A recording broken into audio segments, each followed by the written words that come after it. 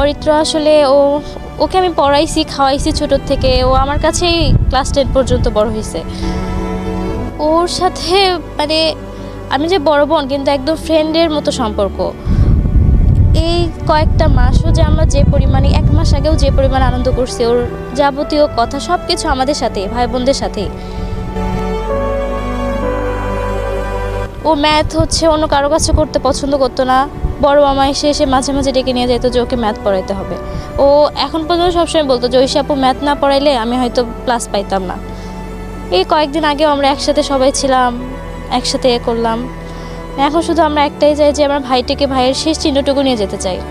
আমরা আবার সব 8 ভাই বোন অ্যাটলিস্ট কখনো যেন তার কবরে দাঁড়ায় হলেও একসাথে থাকতে চাই, বা মিরাক্কেল হলে যদি ও আসে তো আলহামদুলিল্লাহ। এখন এতটুকুই সবার কাছে চাওয়া, সবাই দোয়া করবেন আমার ভাইয়ের জন্য যেন ওকে আমরা পাই।